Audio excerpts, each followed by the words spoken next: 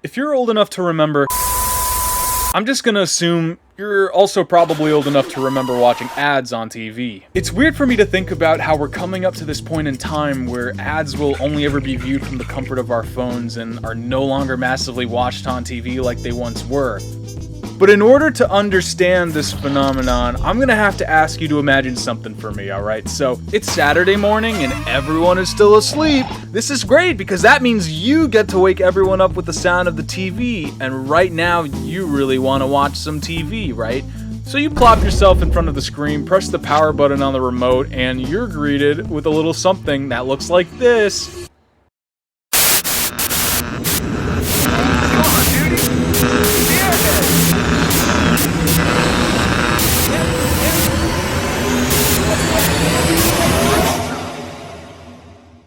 Now, to the untrained eye, this might just look like live leak footage that I flashed on screen here, but believe it or not, this isn't too far from a phenomenon in children's advertising that was really prevalent around that time. Lately, on my YouTube rabbit hole Doom Watch binge, I came across a video I remember watching ages ago by Rocket Jump, where they made this body horror type skit that parodied 90s commercials where these kids, I guess, drink the Kool-Aid Caprisun and they turn into the T-1000 for a bit and fuse back together to create this abomination.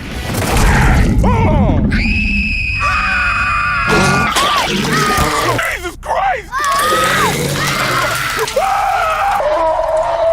And I can't really speak for the 90s, right? But that sort of reignited some old memories that I figured I'd bury deep within the crevices of my subconscious that really felt awfully familiar to me. I guess body horror in 90s advertising isn't exclusive to that time period because I distinctly remember watching a couple of ads that followed a similar premise and where some poor kid undergoes some sort of cruel and unusual transformation as a result of ingesting some candy. And it made me kind of go like, huh, yeah, you know, that video is not too far from the truth. Because I remember watching ads just like these and they were just unnatural, nah man, these were genuinely terrifying. Witnessing what happened to the victim of these ads was like my live leak before I ever even knew what a live leak was. Can I even say or mention that? I'd probably go even as far as to say that it was probably one of my earliest memories of witnessing body horror that wasn't from a movie. If you're not already formally familiar with body horror as a subgenre, it sounds exactly like what you think it is. I'm talking about movies like The Thing, Akira, or The Fly, where a character undergoes some type of extreme and grotesque transformation. I'm talking things like mutations, distortions, disfigurements, and it's not even a theme that's exclusive to horror movies that make it their focus. You've probably already been exposed to it not even knowing there's a word for it, but it's always been there. And you could probably think of one right now if you'd really tried. SpongeBob,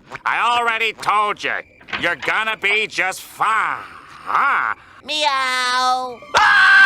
But generally, media that uses body horror as its main focus will probably use it as a vehicle to explore deeper themes like the fragility of our own identities, the loss of control over our body and minds, and the utter horror and existential dread that comes with confronting our own physical limitations. It taps into the most primal corners of our mind that fears changes, and changes that are violent, gruesome, that serve as a reflection for our deep-seated anxieties about our own mortality, disease, and the absolute unpredictability of life itself. So, naturally, it'd be fantastic fit for children's advertising. So for some reason or another, at the turn of the 20th century, advertising executives believed that nothing would make someone want to buy their product more than making kids bear witness to these irreversible horrors beyond their comprehension. And these all seem to drop in at once. It feels like someone had the idea in their head to do this for years, but never had the means to do so before. So that was the new meta for a lot of these commercials that centered around food products. But I really wonder what the pitch was for a lot of these ads and what they were thinking when they thought through how great it would be to traumatize a bunch of kids who just so happen to be watching like, alright, we got a new marketing campaign that we think is really gonna speak to kids on a deep emotional level. So at first we were thinking about cannibalism, but the guys across the street are already working on something kind of like that, so we just took the next best thing. You ever watch Live Leak? So like I said before, food really was the primary suspect for the body horror bandwagon, but more specifically specifically candy products were the ones to actually really own it. If you've been around the block long enough, you probably watched an ad or two that might have followed this plot. A kid's told to try candy under the influence of peer pressure from a third party or decides to take it by his own free will. Kid eats candy while their friends brace for something fun to happen. They contort it into some horrific monstrosity in ways that defy all logic and sanity. That's right, yes, you too can experience the sugary thrill of complete bodily destruction. Parent supervision not legally required. So what I've described here is probably what makes up 90% of the plot that drives a lot of these commercials home. And of the ones that really come to mind for me that kind of sparked this whole rabbit hole I've gone down was this. You getting this? Come on, dude, eat the Airheads. Why didn't you blast off? I think you did it wrong. So this is exactly what I was talking about before, right? Those plot beats. Everything that I described before applies here. Everything. So the kid's urged to eat the Airheads by the cameraman, right? He's being recorded, so if he backs out now, his friend's gonna have some leverage over him for being too much of a pussy to take the Airheads. He's gotta prove his worth. He's gotta prove that he's a brave boy. And as soon as he takes a bite, the change begins, right? His head begins to contort and expand rapidly. Every part of what you could once distinguish from a face has now morphed into this giant red bulbous balloon. And he tries to scream, right? But in place of where his mouth once was is nothing. Nothing but a curved, white, unopening permanent smirk stretched across his face. But you know, his buddies laugh though, just because it's all part of the fun, and just as they think something went wrong, the contents of his head just kind of spontaneously combust. All this kid can do in response to seeing his friend's head get blown into pieces is just enjoy what's left of him. Now, the worst part about all this isn't his friend's reaction to his remains, but we never really get to see what happens to the kid. The camera never pans back, he doesn't really come back into view, right? The ad just ends, and we never get to see the aftermath. No closure for what we just saw. As far as we know, that kid's gone. Forever, having endured a fate worse than anything anyone could have ever imagined. And you know what? It's kind of brilliant. This kind of sets the tone for a lot of the other ads, right? But I distinctly remember this one because of how brutal it seemed, right? Bro's head just spontaneously combusts right in front of his friends, and they're still having a good old time. He wasn't the first, you know, he probably won't be the last. There's also another Airheads commercial. This isn't as horrific, right? But still has a questionable ending where these two kids get into this standoff that leads to one of them looking like a siren head before they become Airhead people and take off into the stratosphere, which I guess is what the kid from the last commercial was expecting to happen. But like before, their fates are left ambiguous, and we never see anyone come back down. There's no chance they'll ever revert back to normal. Their families are going to be clueless as to what happened to their kids, and their lives are forever changed for the worse. There is no happy ending by our product. I don't think these next ones are as morbid as what Airheads is trying to go for, but Gushers, F-tier candy by the way, kind of pioneered the candy body horror genre of food advertising. They've been ushering out monstrosities that stretch further back way beyond than anything that I've seen, but they kind of evolved backwards in terms of how terrifying they actually used to be. Like the most recent one I found was this kid whose head turns into an orange, and he's just kind of left alone stuck in his locker while his Gusher dealer abandons him to deal with it on his own. Which, considering the other things we've seen so far, really isn't that bad of a fate to succumb to as you might think it is. I definitely don't speak from personal experience. This kid will never have a chance at living a normal life again. They'll have to saw apart his locker to get him out. Who really knows? But at the end of the day, you know he's still in one piece, right? Just possibly deformed for the rest of his life. But it's nothing compared to whatever this nightmare blunt rotation was. Introducing new Fruitomic Punch Gushers with a taste that's gonna drive you fruity. It's very, very different. And totally appealing. See, this commercial's special in the way that if you watch really closely, you can see the moments where their souls leave their bodies, right? Though this banana kid over here, whose face emerges from under his peel, raises a lot of questions, right? Is the peel actually his skin? And is his face just inverted inside out? Guess it doesn't matter anymore, right? Because the damage is done. And that's the face of a thing that's long forgotten what it's like to feel the wind on his face. Man, I gotta split. Is Fruit by the Foot Gushers, or is it like some sort of spin-off candy? I don't know. It's made by the same company. I'll just count it in here anyway. This one's interesting. There's some god-level reality warping type shit going on here. These two kids are locked in some kind of containment area for our safety, and one of these kids decides to try to one-up the other by slowly replacing something in that room with Fruit by the Foot. I've replaced your shoelaces with Fruit by the Foot. I replaced your fingers with Fruit by the Foot. And that's all they're really able to do, turn things into fruit by the foot. See, if I had godlike powers, I'd get distracted too by turning things into fruit by the foot. So I'd understand. It goes from 0 to 100 really quick, right? His bones are taken away. I replaced your bones with fruit by the foot.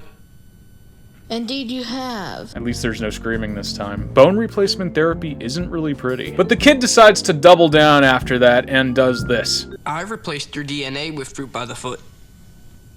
That would be end game, my friend. He's still locked down there waiting for the day when the opportunity comes for him to break out and make us all fruit by the foot. And you know what? I'm ready, man. God, please bring it on. I can't do this anymore. Moving away from candy, I feel like these are probably the most well-known instances of these types of ads, but also managed to be the most inhumane. So from the tail end of the 2000s to 2012, Caprisun looked at what every other candy brand on the market was doing at the time and thought, you know, I think we can cash in on the trauma, and came up with an ad featuring the Disrespectoids. So these were ads featuring kids condemned to horrifying and ironic fates based on their actions against omnipotent juice pouches. So these ads are all pretty formulaic. They follow pretty basic structure. We're always introduced to some kid kind of just hanging around doing what kids do, hanging out with friends, playing with their dog, just meandering kid stuff, right? The kid suddenly realizes that, you know, Caprisun really isn't that great and decides to do something to disrespect their drink. Maybe it didn't taste great. Maybe it looked at them funny. You know, mine's done that too sometimes, so I get it. But in the end, they're served a punishment that tries to fit their crime. Kid tries to make his dog play fetch with the pouch.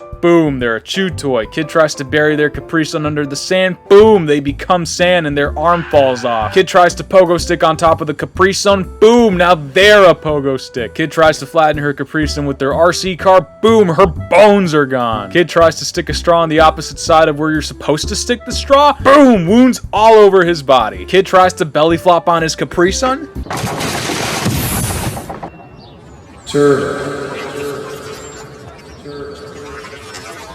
This girl didn't even really do anything. Bro just decides to make a trade deal for his water balloons. And to her, that's a steal, right? So she accepts. But I guess the drink didn't like that, and like a victim in an Airheads commercial, she's sent flying to the sky, never to be seen again. See, this one though, this one, out of all the other ones, really caught my attention. It's just a girl with her group of friends, and she wants to pull a fast one on her buddy over here, right? So she tries to sneak her Caprisun pouch under his seat like a whoopee cushion. Epitome of comedy right here. So, you know, he ends up falling for it, and as a result, if anything of what we've seen before is anything to go by, she turns into a whoopee cushion too. But what sets this one apart from all the other ones is her reaction upon becoming an abomination.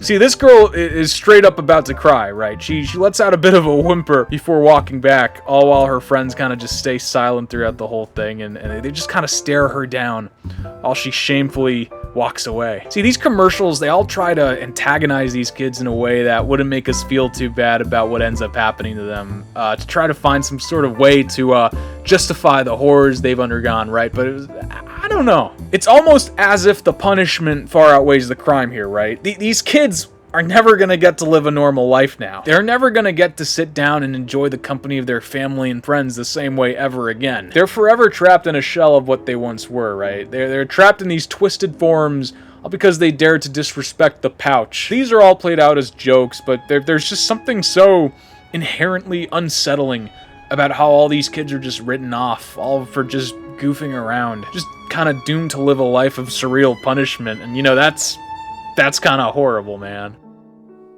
Except for Bobblehead Fred. Fuck Bobblehead Fred. Granted, you know, there've still been instances of ads that pop up every now and then that kind of harken back to the days of scaring the shit out of unsuspecting kids on TV. But it doesn't really push the boundaries nearly as much as they used to, right? You can't help but wonder, why give up on it? And what event sparked all this in the first place? Was it just some simple marketing gimmick done by hyped up advertising executives on acid? Look, I don't know for sure. I don't think there's any way to know for sure. But I think it was probably just a reflection of the times. After all, this was the era of edgy boundary pushing far beyond than what the general public was used to. Traumatizing kids in the way that these ads did mirrored that era's fascination with pushing against the norm, and now that times have moved on and those tropes have been left behind, we're probably honestly worse off for it. Ads have lost their sense of nuance, right? Everything's too clean, too corporate, too bright. Our core personalities are tied to the trauma we got to experience growing up, and now things have gotten too soft! It's time to bring back the spontaneous combustion. It's time to bring back bone replacement therapy. It's time to traumatize kids through commercials in a way that builds character, because trauma builds character.